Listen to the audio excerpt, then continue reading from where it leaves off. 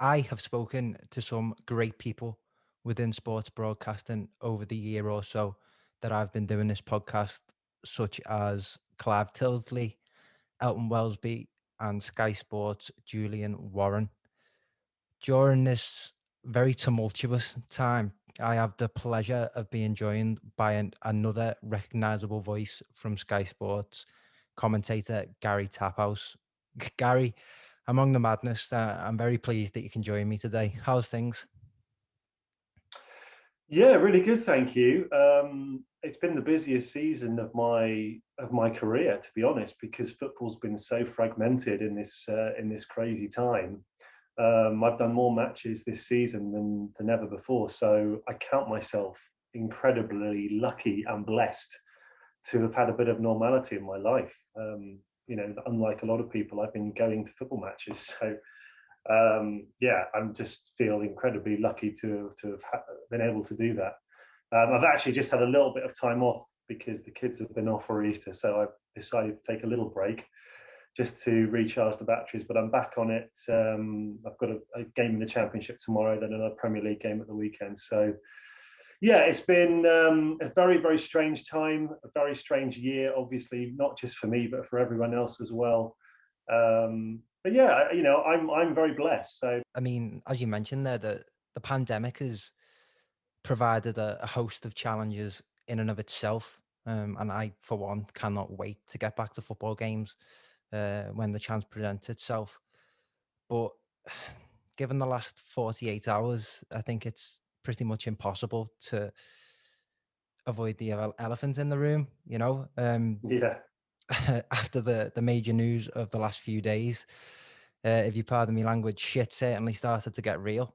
After months of speculation, absolutely. yeah, 12 of the biggest brand names in European football released press statements explaining they intend on abandoning UEFA's Champions League to start a European Super League chaired by Real Madrid president Florentino Perez. Um, there's been a hugely volatile reaction to this from the Mm. entire football community.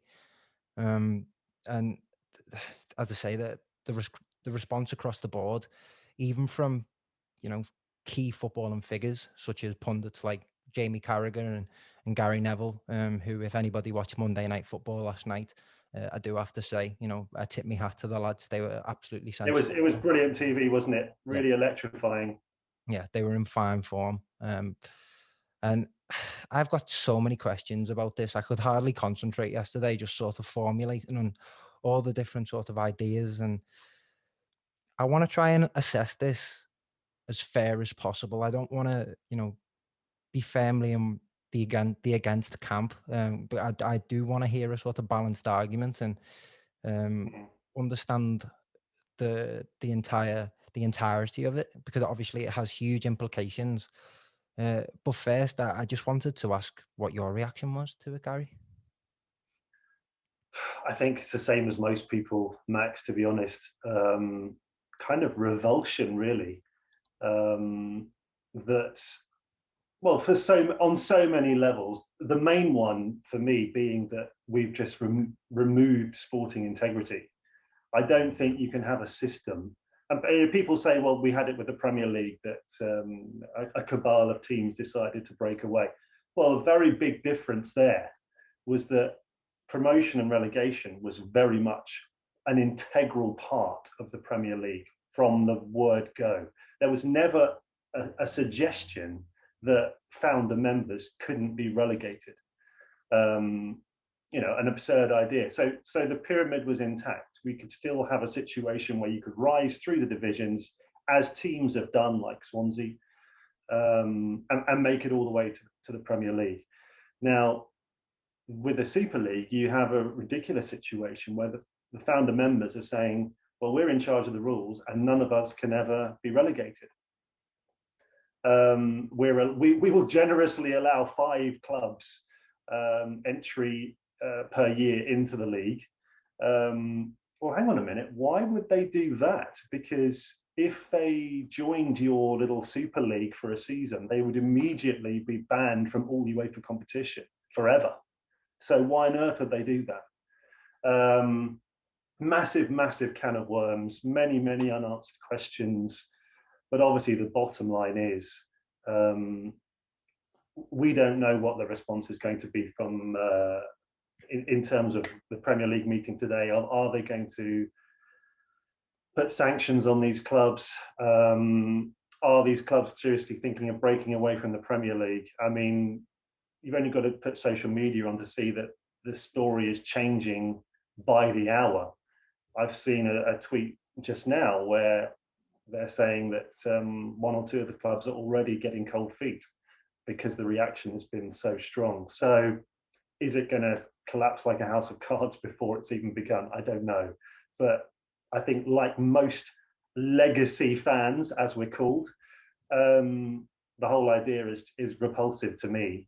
And obviously I'm hoping that we all get together as a footballing community and stop it. And that's certainly how most people seem to be thinking. I've seen some people who are all for it, Max, and I'm sure you have as well. For me, they tend to be younger fans who are really excited about the prospect of a Super League, perhaps fans that don't go to games very often and watch football on TV and like the idea of the biggest clubs playing each other on a regular basis. For me, the reason why those games are special is because they don't happen every week. Novelty. So, yeah, exactly. They're big occasions that we look forward to. We don't want these matches every week. And what's on it anyway? One team wins the Super League, and what? What about the rest? There's a whole load of other exhibition games which are dead rubbers because no one can get relegated. So what's the point? So yeah, I think that sums up my views on it. No thanks. Yeah, of course, so many people share that view. And one of the things that struck me yesterday was I'm very grateful to have the opportunity to talk about it. I think texting your mates over social media and whatnot, and actually articulating and verbalizing your thoughts are two entirely different processes. Because the knee-jerk reaction from many of my friends when I discussed it with them yesterday was, nah, it can never happen. But for me, some part of me can see it happening down the line at some I point. think it's very dangerous to say, "Oh, it won't happen. It's a bargaining chip." There are owners of these clubs that really, really want this to happen and have wanted it for a long time, I think. Yeah, So, and you think to yourself, well, do you care about supporters? And I think the answer is no, because no one's been consulted, not even employees of these clubs, the managers and players. They haven't been asked about it. Supporters are way down the list. So I think it's a very dangerous view to say, oh, this is just a way of getting more out of UEFA for the Champions League. I think these some of these owners are really hell bent on this happening. The idea of turning the Super League into a sort of NFL model where you're unrelegatable is very, very appealing because it removes all of the risk and the threat of not qualifying for the Champions League or whatever. It takes all of that away. I think in their mindset, it's, well, I've paid hundreds of millions of pounds for this club, and yet there's a chance that we lose revenue because the team on the pitch isn't good enough. Let's remove that risk. Well, sorry, that's not how we want things here. I don't think anyone wants that. No, and you raise a very good point in that American closed league franchise system, which is one of the many issues that's been raised about a potential ESL, as it's being called. And that feeds into my point is I see this as the gradual Americanization, if you can call it that, of the European game over the last 30 years or so. Now, Yeah. I'm an Everton fan, and I want this to be known, as I've just said. I want to try and assess this as equally as possible, hearing both sides. And can I just say, Max, the statement that Everton put out was fantastic, wasn't it? I Yeah, mean, that just vocalized what millions of fans are thinking. I think it was absolutely spot on. yeah. Kudos to the club. And I'm very proud, for one, that they've taken that stance of being, I don't think many of the other 14 have come out and made such a strong statement. So as I say, I'm very proud. Only one or two, yeah. Brighton have, haven't they? I haven't seen many others. But in terms of the choice of wording and how strongly they came out, as I say, I am very proud. But at the same time, this the assessment of this issue isn't the Evertonian in me coming out. I've just studied the business of the game for the last 3 years, and make no bones about it. I understand, going off performance, Everton don't deserve to be anywhere near a European Super League if it is to happen. But what I'm concerned with, Gary, is, so I was born in 1998. I'm too young to remember the breakaway from the English Football League First Division to the Premier League. So Mhm. from you, would be interested to hear, whether it's from your own professional experience or objective knowledge, what that experience was of breaking away from the Football League into a different league entirely, and if this shares any similarities. Well, I mean, I was only a teenager at the time, Max. I certainly wasn't working in football at the time. But yes, obviously, there was a lot of hand wringing. There was a lot of "this is the end of football," all of that. Because again, it felt like a group of clubs saying, we don't have enough money. We're not bringing in enough revenue. We can maximize revenues much better. So let's break away and do our own thing. Obviously, as I've said, a key difference was they didn't shut themselves off from the rest of the pyramid. That's the key difference in all of this, was that they still said, 3 up, 3 down, you can still join this club, and our founder members can get relegated, and many have over the years. There are many founder members in the Championship and League One from the Premier League, so it wasn't this closed shop. And for me, that's the fundamental difference in all of this. Obviously, there's a lot of detail that we don't know. The website for the Super League is a shambles, isn't it? It doesn't really tell you anything. So it all just feels like a theory, an idea at the moment. And until we know more, then it's very difficult to make comparisons. But you're right, there was a similar sort of outpouring of emotion when the clubs decided to launch the Premier League. And if social media had been around then, I'm sure the reaction would have been very, very similar. But there are key differences in terms of sporting integrity, Yeah. Which for me there is none in this at all. Okay. It's almost because, although I didn't experience it, I researched it a fair bit. I did my dissertation on broadcasting rights and the increase of foreign ownership in the Premier League, and the breakaway. Obviously, it was called the Premiership then, but there was I think there was a certain audacity in that the press statements released about the Super League was on the anniversary of the Yeah, foundation of the Football League itself, with the founding members, majority northern clubs, yeah, Everton, Accrington, Blackburn, Burnley, just to name a few. Um, and yeah, for me, that's where some of my main questions come from, are the structural governance of it. I think it's crazy that yeah, executives at participating clubs levels hold themselves as chair people on the yeah.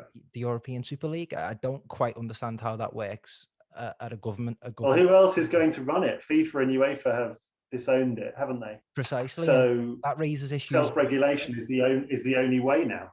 Yeah, so that raises so many questions, not only at a league level, but as I say, at a governance level. And speaking of board decision making over the last 48 hours too, it's kind of been overlooked entirely. Tottenham Hotspur yesterday announced the sacking of one of my favourite managers, particularly growing up, Jose Mourinho, surprisingly just 6 days Mhm. out from a League Cup final. Yeah. Gary, I am led to believe during your time at Chelsea, you had a working relationship with Jose Mourinho. So Yes, I did. Well, what was it like? as much as anyone did. I was very, very lucky at the time. I joined Chelsea in 2001. It was only my third job in media. It was the first time that I'd actually taken a full-time job in football broadcasting, because they launched, in conjunction with several other clubs, a digital radio station, a 24-hour digital radio station. And yeah, I joined full time. I'm not a Chelsea fan, but it was a wonderful opportunity. And then several years into that, or 2 years into that, Roman Abramovich came along, Ken Bates sold. Suddenly, Mourinho was on the horizon. Bowled in, I'm the special one, and I was there for all of that, and it was amazing. And of course, I used to speak to Mourinho before and after every game. So I did get to know him quite well, actually, particularly during that first spell. And he was very, very good to me, actually. That was the Mourinho that people will remember fondest, I think, because you had that wonderful arrogance, but soundbite after soundbite after soundbite. His interviews were unmissable, which, of course, in recent years they haven't been. It's been a very different Mourinho at Manchester United and Tottenham. But those press conferences, and I went to all of them, were events. They were totally unmissable. And I remember I interviewed Peter Kenyon just after that press conference he did, when he said, I believe I'm a special one. And the first thing Peter Kenyon said was, I don't think we need to work on his confidence. That's always stayed with me. I think, as I say, you're talking about a long time ago and a very, very different Jose Mourinho to the one that we've seen in his last two jobs. I think we maybe saw a little glimpse of that Mourinho during the Amazon documentary, but a very different one to the one that was at Chelsea in that first spell, especially, and at Porto before that. Yeah, of course. And I hesitate to say, but it is really such a shame because, as I say, this was well before Pep Guardiola. Pep Guardiola, obviously, someone else I have great admiration for, particularly from his time coming through at Barcelona. But obviously, the more you learn about Jose Mourinho, the fact he was an understudy to Bobby Robson, and the places he'd been, and obviously the personality that he'd accumulated as a product of that. You touched on it there, saying don't need to work on his confidence, but the way the man had the ability to deflect external pressure from his group of players by the front he put up in, for example, press conferences, was nothing short of genius. And it's not as if his players couldn't cope with that. You go back and you look at that Chelsea team, some of the players you have: Michael Essien, Michael Ballack, Makelele, Drogba, Lampard. I absolutely love that Chelsea John team. Terry. Of course. Could you tell that this was something psychological that he always had ingrained in him, the ability to deal with the media? I would say well ahead of his time as well. Yes, very much so. And in fact, I think it was in his second year at Chelsea, he released his first book with a very, very small publisher in London, which surprised everyone. And I went along to the launch of that book. And I spoke to the guy that wrote it with him. And there was a whole chapter on press conferences and how he used them to sort of strike the first blow, the first psychological blow in a match situation. I think that was where he felt the match began, with that pre-match press conference. So this was very much not in terms of protecting his players, but it was in terms of striking a psychological blow. In the way that Sir Alex Ferguson did before him. I think he admired Sir Alex so much. He used to talk about him all the time. As almost like the only manager that he really looked up to in the game. I think he felt he was on a par with everyone else apart from Sir Alex. So I think he really learned a lot from, and it was interesting seeing, it was the 25th anniversary of Sir Alex Ferguson's wonderful mind games, talking about how Leeds played against his team and how they were going to play differently against United, which then led to Kevin Keegan's rant, his famous rant. And it was a quarter of a century to the day since that. And again, that was something that Jose talked about in his book. And I think you got a real insight from that first book into how he really dealt with the media and how he felt that aspect to it was so important. But equally, the idea of really analyzing the opponent to the tiniest detail and how he really lent on that. And of course, he had Andre Villas-Boas as his opposition analyst, and he would produce these enormous documents, hundreds of pages, talking about every opponent and every member of that squad and the jobs they did and what to look out for, and the players had to study them. Maybe we hadn't really seen that. Well, I certainly hadn't seen that before, where the opposition was studied at that depth and at that level, particularly when you're playing frequently every 3 days when you're in Europe. So it was a real education for me being around Chelsea at that time. As I say, not everyone's cup of tea. I used to speak to plenty of people in press rooms before and after matches who couldn't stand Jose and his arrogance. But I think at that time, the Premier League and English football in general was much richer for having him there. Yeah, most certainly. And it's interesting that you bring that book up and some of the, some of what was in that book, and that absolutely fascinates me. Just as you say, just that deepness of thought. And I argue again, I just think he was well ahead of his time, as you say, with the opposition analysis and the like. Maybe, who knows, a couple of years down the line, I'd love to get the man on a podcast. I think he would be absolutely well, he's got some free time, so why not try it? I'll try my best. But I always say that the primary function of this podcast, it isn't about me.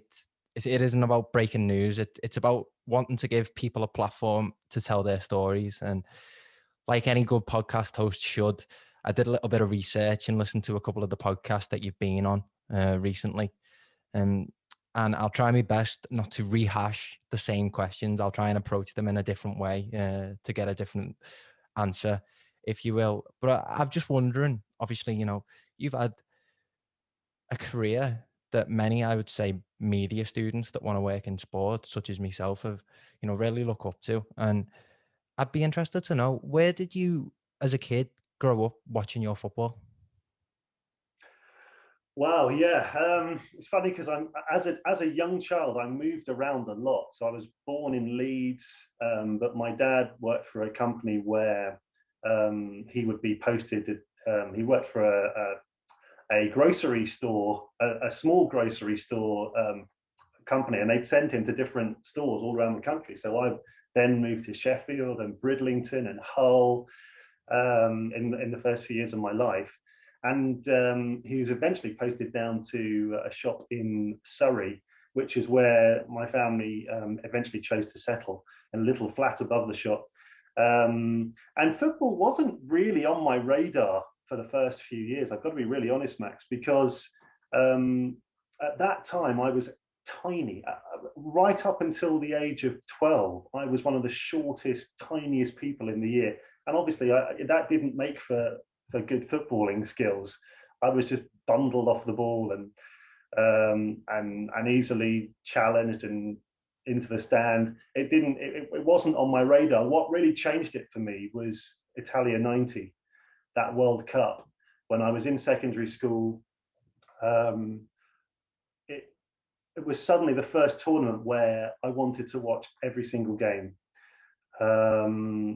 And even at school, we'd find a way of getting to a TV somewhere, whether it was a room off the library or whatever. We'd watch every single match, and it was the first tournament where the commentary really struck me.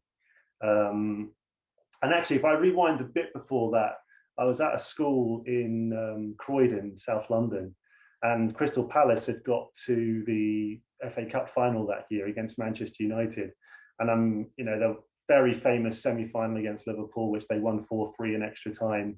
And obviously there was a real buzz around the whole place because of that. And I think probably that, and a combination of that and the World Cup, that's where my interest was suddenly really fired. And the idea that people like Barry Davies and John Motson and Tony Gubber and Brian Moore and all those great voices, the idea that they actually did football commentating as a job, that was the first time that actually struck me as, wow, you can do that for a living. And that was really when the seed was planted that this is what I want to do.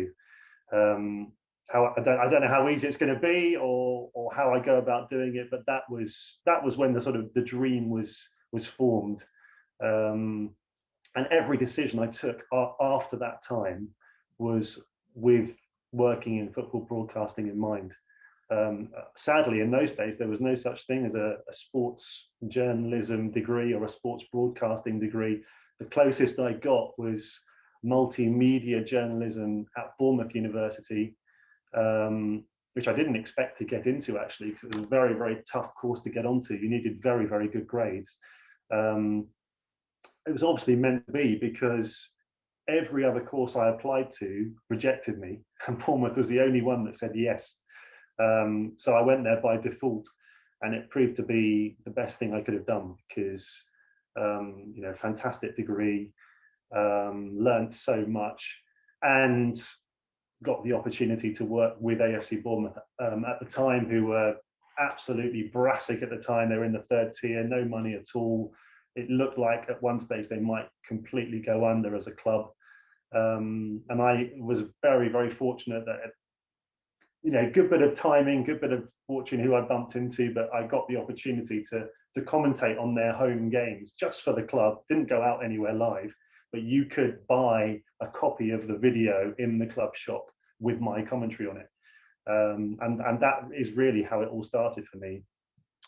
Nice. That's really interesting to hear. And it's funny that you mentioned that about the Italian 90, because that, I feel that even now, I think up until 2018 was pretty much the furthest England have got in a World Cup. It developed somewhat of a cult following. I think Germany ran out winners, didn't they? And you look at the players. Yeah, they did. Yeah. Obviously, after beating England in the semi-final, I think everything about that tournament, maybe it's just my age, but it's just totally iconic. Those famous graphics, which have been lampooned so many times.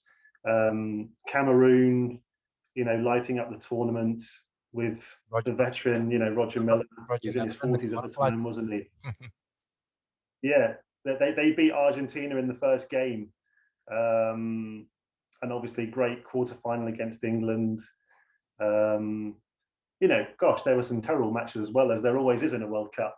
I mean, England, Egypt being one absolutely shocking game. But those big nights, the quarterfinal against Cameroon, the semi-final against Germany, I mean, as a young teenager watching those, I'll certainly never, ever forget those experiences. And I was really, focusing in on the commentary. And I would watch the games live, and then I'd also watch the highlights on the other channel to hear how that commentary had gone as well, because I really wanted to study it. But it was later on I really got into radio, listening to football on the radio, which I don't think kids these days do, to be perfectly honest. I mean, I do some lecturing, and every year I say to the students, how many of you listen to football on the radio? And it's usually none, maybe one or two. I think the idea, even my own kids, they're why would you want to listen to football on the radio? It's such a visual thing. They don't get it at all. But when I was growing up, I was in London, and Capital Gold was obviously getting more and more into football. They had Jonathan Pearce as their head of sport, and what he did there was absolutely incredible. Not just London football, but they would cover the World Cups and the European Championships, and they would go out there with their team of incredible broadcasters who are household names now, like Steve Wilson and Rob Watson and Dave Clark. They were all working with Pearcey to bring us this incredible product which won awards left, right, and centre. And of course, he went about it in a very different way.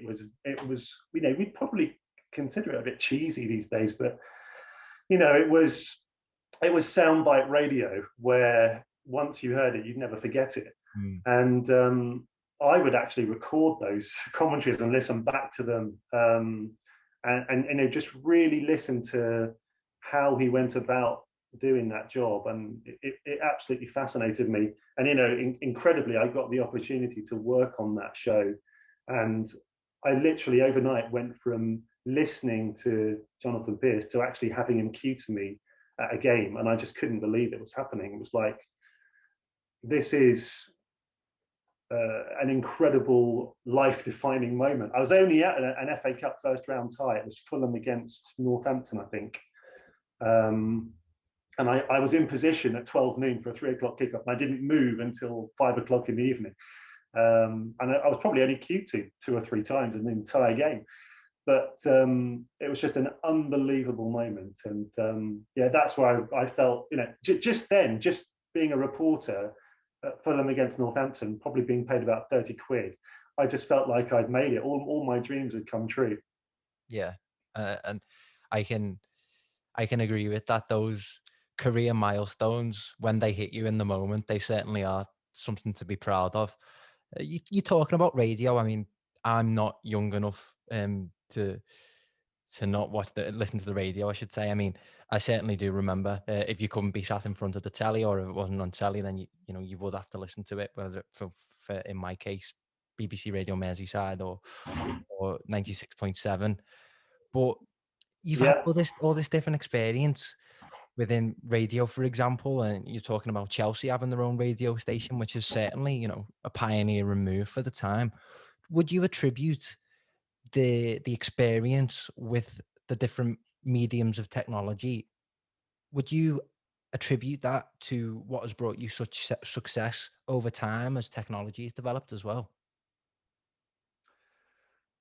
I guess so. I mean, I guess timing is everything, isn't it? And I've been very lucky that, you know, I was there when radio was flying, and you know, you will find it very difficult to find a commercial radio station now that does live football. I think there may even only be one in the whole country, because it's finished. You know, I was very lucky. I worked for Smooth FM, who did every Chelsea game. I was going off to Barcelona and wherever else, commentating on those matches. Absolutely unthinkable now. So again, timing very much on my side. When it came to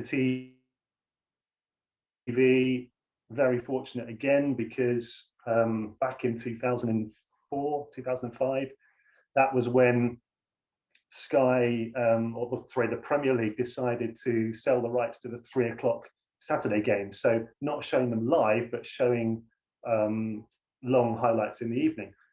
Football First, it was called, now called Match Choice. And Sky were short on commentators back then, because obviously they weren't used to doing so many games simultaneously. So they were actively looking for commentators. And again, I was very fortunate because I got to know Rob Hawthorne and Martin Tyler because I was working at Chelsea. I used to see them all the time. And, you know, I said to them, is there any chance you could just put in a good word for me with the producer? Because I'd really like to give it a go. And they did. And it took a lot of badgering on my part. They eventually gave me an opportunity. So again, timing and as you say, the sort of advent of the new technology and the red button technology, that was really on my side. But you know, as I always say, you've still got to take advantage of those opportunities. You know, I was very lucky with the Bournemouth opportunity. I was very lucky with the Crystal Palace radio opportunity and the Capital opportunity, and Sky as well. But you've still got to actually pull it out of the bag when you're given those chances. You know, so I never ever overlook how fortunate I've been over the years. But you've still got to then do the business when you're given those chances. So. And a lot of those chances did come about because I was prepared to, you know, get in the faces of these people and sell myself, because no one else is going to, you know. So yeah, what you're saying is absolutely right. And yeah, I've been very fortunate. Of course, the advent of digital radio, that opened up a whole load of other opportunities as well. So I guess timing has really been on my side. I'm not going to deny it. Yeah. No, it's great to, as I say, have an example of how to benefit from it and make it work to, the benefits of your future and your career.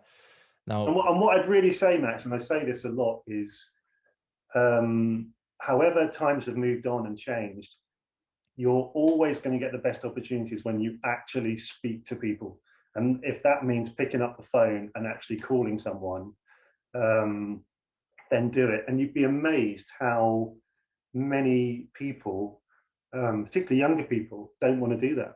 It's not in their mentality that they're so used to WhatsApp and text and email, which is a much easier option. But actually, all the best opportunities I have come from actually physically talking to people, dialing their number and calling them, and then going to see them. of course, And network. that, I believe that's still the best way in.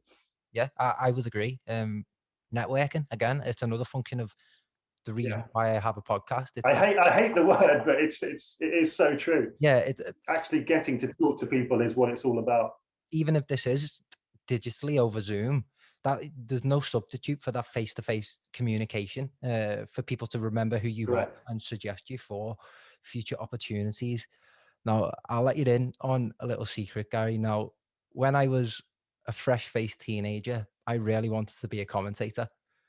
I remember, so I went to UCFB's Etihad Campus, and they did a commentary workshop, and someone from Sky come in, and carried out a workshop on commentary, and he basically in the first session outlined who he was, what he does, and what his background was, and what he does for a living. He basically says, I have the opportunity to go to all these different games all across Europe. These are the duties and responsibilities that I have to perform. It was like, so you go around the room and ask, bit about your background and what you want to do. I essentially said, well, I want your job. Like, I basically wanted what you do. Growing up, essentially, it was all I wanted to do was talk about football. I know punditry is pretty exclusive to the ex-pros, so another way around that is obviously punditry and broadcasting. And I remember going to a couple of games with this individual from Sky. He took me to another 23s game and a championship game, and to get that the media access almost for the first time to a championship level game, which for me was massive. I'll never forget it. I remember it in the car on the way back. He said, the knowledge is there. You've researched. You know what you need to know. But the one thing is the voice. Like, nobody needs to tell me. I know I've got a horrible accent and I need to tone down the accent. No, But not at all. Not at no, all. I Accents are would say big these so. days. You know that. I would say so. I know they've risen in popularity, but I do see it as a long-term goal to work on the voice, as it were. Now, Listen. honestly, One of Sky's big commentators, a big mate of mine, Gary Weaver, he sounds exactly like you. So I could be speaking to him right now. You sound exactly like him when we talk on the phone. So well, what I wanted to say is, for me, obviously, there's so many different facets that are involved in a great presenter or a great commentator, as it were. Two of those main facets, I believe. One is your research. You need to know what you're talking about. You need to know the relevant stats for that occasion. Um, Potential implications, for example, if somebody picks up a yellow card, or implications in the league standings and whatnot. Um, the actual significance of the game itself, whether it's a derby or whatnot, team changes.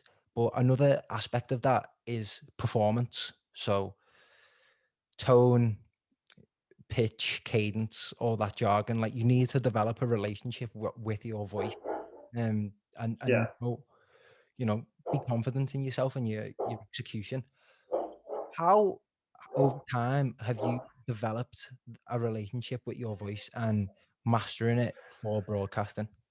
Yeah, it's a good question. And the thing is, your voice matures all the time. This is something I didn't realize. I listen to commentaries even from 7, 8 years ago, and my voice is, to me, sounds very different. It never stops maturing. All I can say there is, the only way to improve is to do the job, is to commentate, and then listen back and say, that works, that doesn't. I needed to pause there. I needed to stay silent there. I needed to say more there. Obviously, your voice changes constantly, and I don't feel that I put on a broadcast voice. I don't think you can do that without sounding like Alan Partridge, to be honest. So having said that, my own family members will listen to me on TV and say, that doesn't sound like you. And I don't know what they mean by that. Whether or not I bring a microphone to my face and instinctively project a bit more, I don't know. But it's not something that I'm doing deliberately. But yeah, the only way you can improve is to do it and then listen back to it. And obviously, in the early days, I did that all the time. I don't now. I generally don't have time to listen to any commentaries I do these days, because the next one's either the next day or a couple of days away. On to the next. Yeah, exactly. I mean, there have been times this season where I've done 4 or 5 games in a week, because of the fragmented nature of the season and the different competitions, and cramming it all into a shorter space of time. So I don't really do that anymore. But I always listen to the feedback I get on social media, and I get plenty of it. Some of it's good, some of it's bad. I still make mistakes. I dropped a clanger in a Peterborough Tranmere game I did over Easter. And I immediately corrected myself and made a joke of it. But I knew that people would revel in telling me about it on social media, and they didn't disappoint. But again, I think that's a way of improving. I sort of vowed to myself I won't make that mistake again. So yeah, it's kind of like an evolving job, and I'm not the finished article. I don't pretend to be. I think you're always improving, always getting better. And I never ever take any of it for granted, because the moment you do that, there's bound to be someone else coming along who will happily take your place. So yeah, you're right about the preparation. There's a huge amount of that, huge amount, because you've got to know what you're talking about. Particularly that game I was talking about in League One, most people watching are probably fans of those two clubs. So if you don't know what you're talking about, you're just exposing yourself as someone who's completely ignorant. So you've got to know what you're talking about. The game I'm doing tomorrow night, Rotherham against Middlesbrough, same again, huge game for Rotherham. Probably need to win to stay up. So yeah, I'm once we finish this call, I'll be straight back to prepping for that. So that's a huge amount of the job, and you do hours and hours and hours, and 80 to 90% of it you'll never even use. You've just got to have it just in case. So yeah, it's there's a lot of the job that people don't see, that's for sure. Most certainly, and I believe that beginner's mindset almost, or at least always being open and willing to learn and evolve is vital, absolutely massive. We talked about a little bit before the massive bandwidth that are available to people now with the developing technologies. People now can essentially be some form of broadcaster, or a social commentator, which obviously expands into the niches such as sports commentary, where fans essentially now can stream games and react to them, being recorded from the comfort of their own home, and essentially gaining commentary experience. I'm very hesitant to do something like that, as during my time at university, I came across a piece of academic literature. It was a book by Andrew Keane called The Cult of the Amateur. Please forgive me, any of me lecturers, if they're listening to me. I didn't read the book, but I read bits and pieces of it. But just the concept of it, that it's essentially like citizen journalism. Like anybody can pretty much be a journalist now, because of the absolutely insane piece of technology that we nearly all have access to. As I say, in my opinion, I just don't think it matches up at all. So what do you think some of the key traits are or attributes that differentiate the people that make it professionally to those that don't? Well, I think, again, a lot of it comes down to studying the craft, and I was an absolute nerdy geek at doing that when I was growing up. I like to listen to the names I talked about earlier.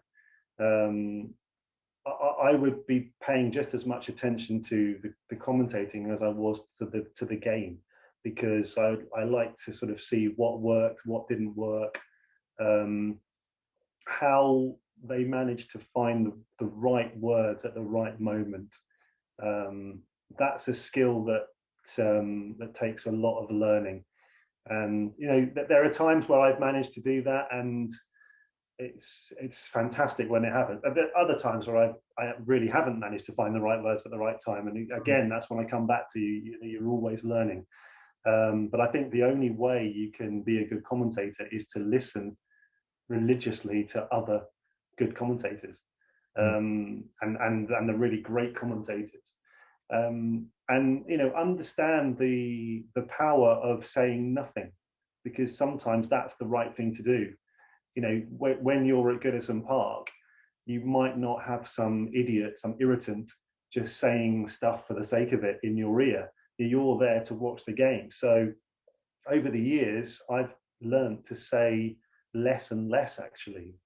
And as the great Richie Benno said, if you can look at the pictures and say something which adds to that, then say it.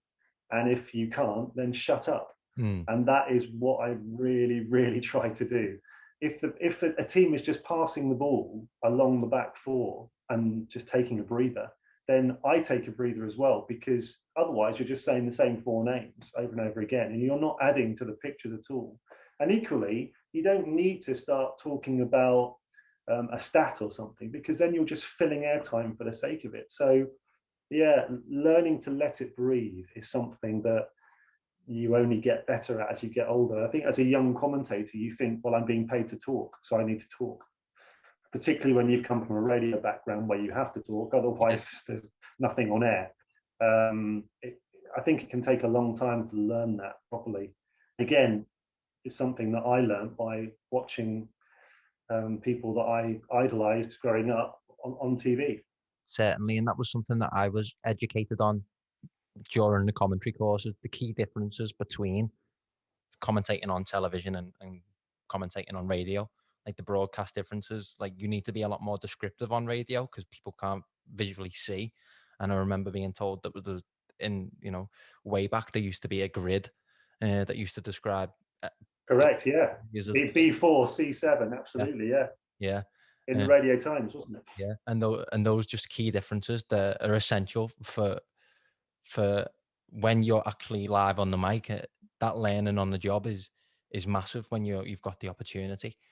Are there any examples or experiences of learning on the job that are stuck with you to this day that ensure that you don't make the same mistake again?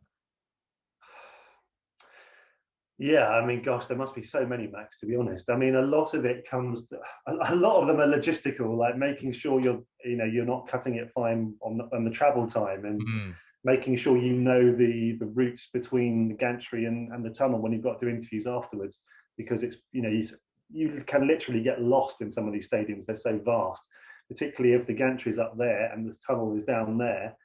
You don't just jump down onto the pitch. You've got to go through loads of corridors and staircases. And there have been times where I've got to the tunnel and literally the manager is standing there waiting to be interviewed, and you haven't even got time to think about what questions you're going to ask. It's just go, So a lot of the things you learn are just practical rather than things that you might say on air. But like I say, I've just learned to say a lot less, because I've maybe listened back or maybe had a few tweets just where your voice becomes an irritation, and that is the last thing you want as a broadcaster. You want to be enhancing the coverage, not taking away from it. And to be honest, I think it took me years to work that out, absolutely years. And I think that there were too many times where I was talking for the sake of it. And I can't even watch those commentaries back now because I just cringe. Maybe I took too long to learn that, if I'm really honest, but I have learnt it now. And I think if you watch a game where I'm commentating, you'll hopefully hear that I'm not talking all the time, and I actually am leaving plenty of pauses, because that's how you become a better broadcaster. I think is by only talking when you need to talk. Okay, that's certainly understandable, and definitely a message for aspiring commentators to pick up on going forward. As I know, you probably know yourself, Gary, there's plenty of open critique of commentators today out there on social media, and much of it is Yeah, unjust. and I welcome it. Like I say, as long as it's not horrendous personal abuse, I absolutely welcome it, because I do always want to get better. Even after doing over 1,000 games, we all still want to improve and get better. I don't think any one of us is arrogant enough to think we can't become better broadcasters right until the day we retire. Yeah. It's an unusual job in many respects. I don't think there are many other jobs where you're doing thousands and thousands of hours of unscripted live broadcasting. That is, it's not unique, but it's very, very unusual. So, once the presenters are thrown to you, you're basically reacting to what happens rather than following a script or a running order. Yeah. So it's a reactive job in many respects. And as I say, you want to try and find the right words at the right moments, and that's not always easy. Equally, I don't like to have things scripted in case something happens, because I think that's when you get caught out, or that's when I think you can really risk sounding cheesy. People flag that straight away. People can pick up on that when it's a scripted. Well, I think so. I don't like it, and everyone's different. Some people really do like it because it does make for a great soundbite, or can do. But Barry Davis, someone that I always grew up listening to, thought he was wonderful, and I had the pleasure of speaking to him on several occasions, boring him senseless probably. But in his book, he talks a lot about that. He says he doesn't even write a script for when they throw to him. It's all spontaneous, because he said the best commentary I did was a spontaneous commentary. And, I'm very much a disciple of that. Mm-hmm. Yeah. And for that facet of preparation and knowing your stats and whatnot, what are your go-to sources? Because I think there's such, it can be overwhelming, the amount of sources that are available. Yeah. I did a bit of performance analysis. For Sky, we're very, very lucky, Max. I mean, I can show you here because I'm in the middle of it, but this is what I get sent for the game I'm doing tomorrow, and it's literally about 40 pages of info and stats and tactical information and pen picks and everything you could possibly need, really. We get that for every game, and there's a team of guys at Sky who do the most amazing job putting all that together. Obviously, I want to have stuff of my own as well. So what I do is listen very carefully to what the managers and players have been saying in the build up to the game. And get little news lines when we go to a close up of the manager. Make sure you've got something really interesting to say about that. And look at old interviews with players, because you can get all sorts of little gems which people have said in the past. Maybe little hobbies they've got, anything just a bit unusual, just something, even non-football stuff, just to make things a little bit more interesting. Otherwise, you can get very bogged down in stats. And I'm a commentator that doesn't particularly like stats very much, unless they are, really special. I think you can really get bogged down in that, and I'm dubious as to how interesting that is for the viewer, to be really honest. So I have the stats there, but I very, very rarely refer to them. Unless, as I say, unless there's a striker who's on a particularly barren run or has a fantastic record against an opponent that they're playing, I think that stuff's interesting. But stats for the sake of it, not for me. Yeah, I would agree with that to some extent. And I think it's that binary argument about football, whether, you know, is it a stats based sport, or is it entirely, that it's an unscripted drama and it's based on the story and the magic of the moment. And I think the truth somewhere probably lies Yeah, somewhere. it's in between. You're right, and I'm sure you've noticed when if you watch Sky that we now have in the bottom left-hand corner, either down here, there'll be a stats box that will come up relevant to the moment. So, for example, you might have a situation where a team has scored the most goals in the final 15 minutes of matches and they're 1-0 down. So then we'll bring that box up, talk about that, and it's a relevant stat, actually impacts on the game. And I think that's brilliant. Those corner boxes, as we call them, I think they're absolutely superb. And I'll be sent a list of probably 14 or 15 of those, which we'll have ready for the game tomorrow, which we can bring up. And again, the guys work really, really hard on those. And listen, there's a place for stats. Don't get me wrong. I used to work for Opta, so I know the value of stats massively, but I think it's all about quality rather than quantity.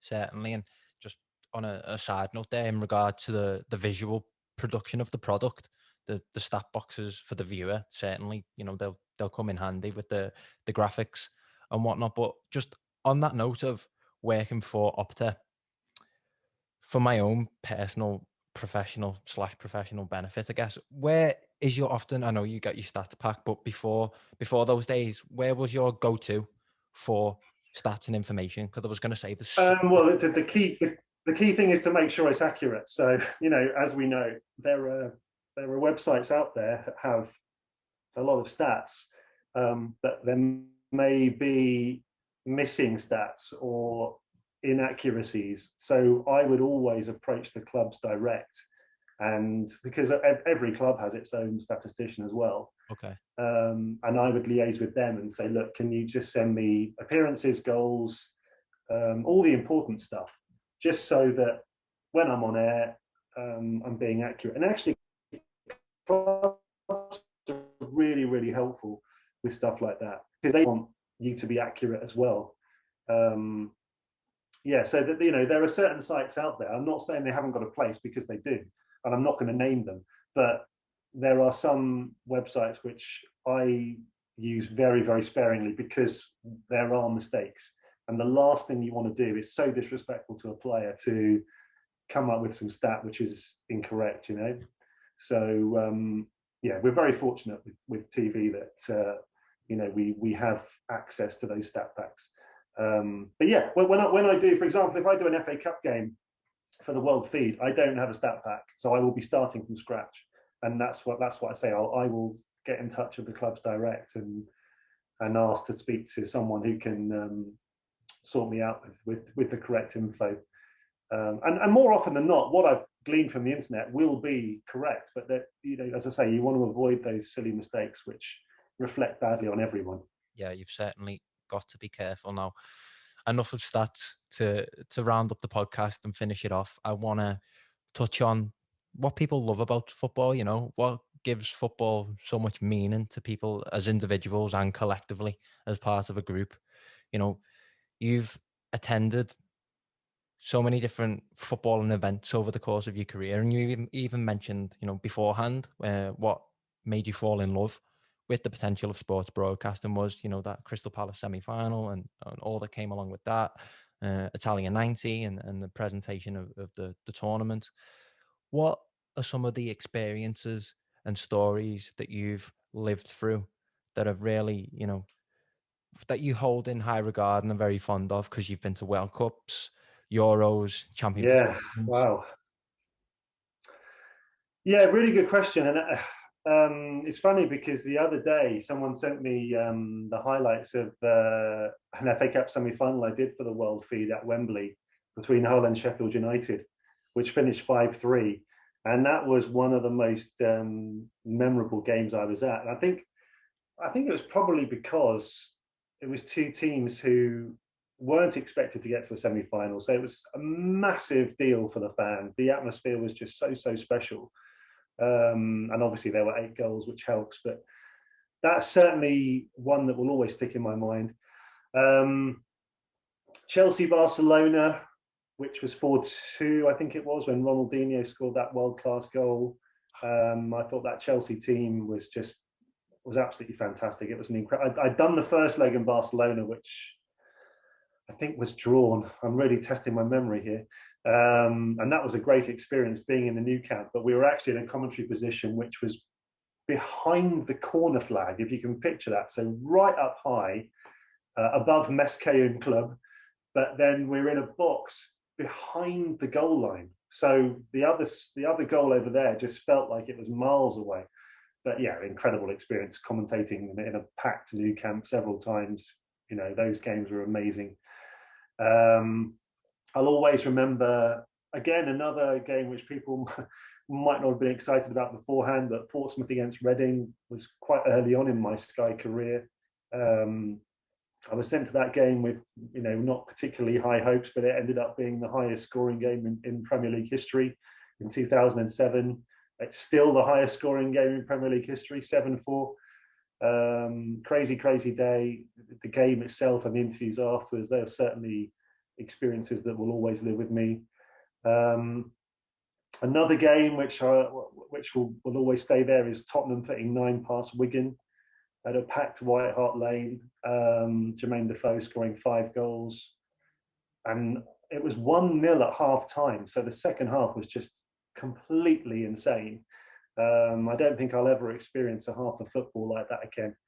And then there are the really special goals. So, you know, I was commentating on the Dele Alli goal at Crystal Palace for Spurs, which I must have seen so many times on TV. And you know, that was an incredible moment. There was a Matty Taylor goal at Portsmouth. I think it was against Sunderland, was it? My memory might be going there, but that was one he scored from the halfway line. Incredible goal. So yeah, if I had to pick some, they'd certainly be right up there. I'll tell you what wouldn't be up there is commentating in an empty stadium, Max, to take us right back to the start. Because, as I say, I've done so many matches in the last year, and I can count on the fingers of one hand games that I will remember from this period. Maybe, you know, 2 or 3, if I'm honest, because as we all know, football is nothing without fans. And I want to be taking my kids to matches, you know. I don't want to be just going as a commentator. I want to be experiencing it as a fan, as we all do. So let's hope and pray that the start of next season sees that back to normal. That's what we're all praying for, isn't it? Well, certainly. And I think that's a fantastic note to sign off at. The sooner fans get back into stadiums, the better. Gary, I just want to say thank you ever so much for sharing your knowledge and your experiences. It's been an absolute pleasure. And let's stay in touch so you can come on some future podcasts in the future. Thanks a lot, Max. Lovely to speak to you. Take care. Yeah, mate. Take care.